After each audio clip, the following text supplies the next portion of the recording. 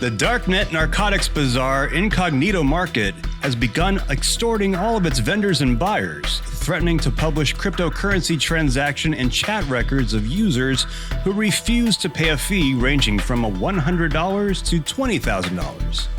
This bold mass extortion attempt comes just days after Incognito Market administrators reportedly pulled an exit scam that left users unable to withdraw millions of dollars worth of funds from the platform. Well, I mean, it's one of these cases of fuck around and find out, you ask me. That's what it is. So if you think about it, let's break this down. Let's get a little serious for just a second and break this stuff down real quick so that people who don't really frequent dark web marketplaces or those who are about to start frequenting dark web marketplaces, so you know the way that this game actually works. So a dark web marketplace starts, every single one of them, they start as an exit scam. Those people who build and pay that money to put up that site on the dark web, those people ultimately are planning on stealing all of your money at some point in time.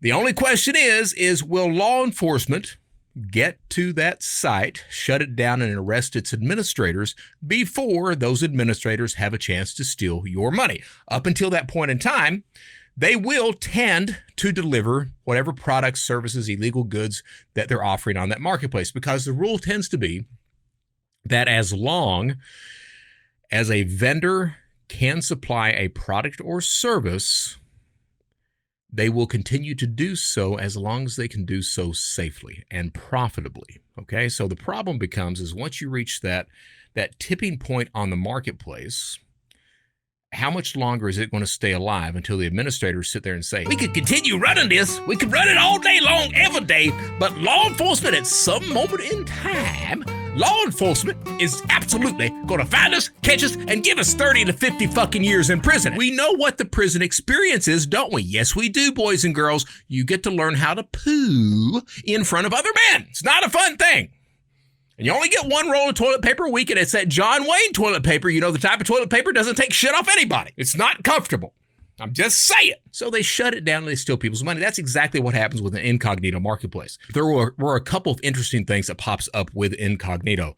One of the interesting things is they actually had some AI implemented on the site itself to do customer service, any type of support tickets that were needed, anything else like that. So that was one interesting tidbit. Another interesting tidbit is that Incognito Market actually purchased Darknet Live.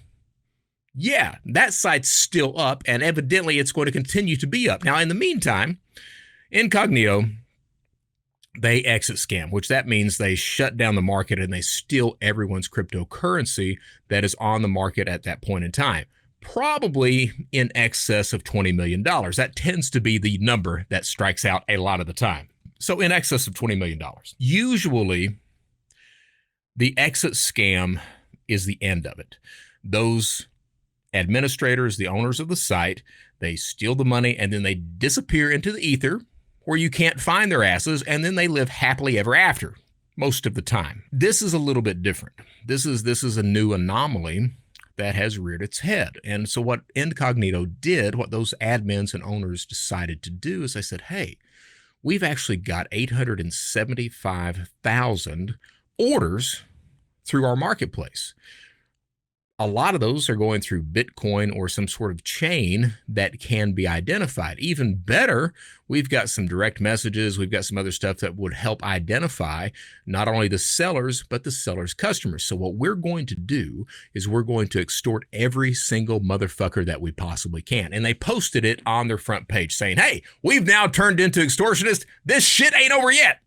So you're going to pay us somewhere between $10,000 to $20,000. I know it says $100. $100 is for customers, but those vendors, $10,000 to $20,000 a pop. And some of them have already paid that amount.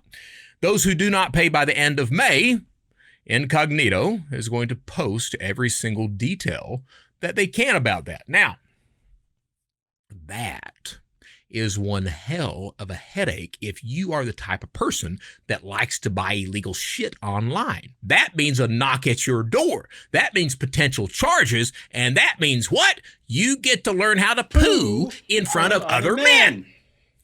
That's what the jail experience is. The takeaway from this is this, where this crime starts with Incognito, this now extortion avenue of things, I expect this to continue on in future markets as well. Absolutely will, because now we're starting to understand that, hey, information is king. Doesn't matter if it's the bad guy's information or the good guy's information, it still is what's valuable today, and people will pay to keep their information away from those in power.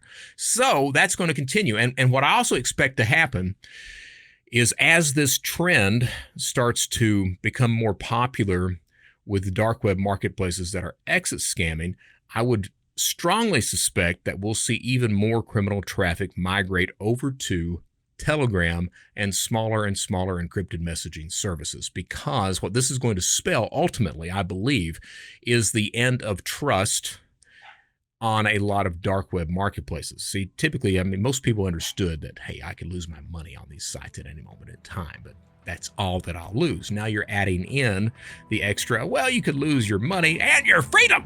And they're not willing to do that.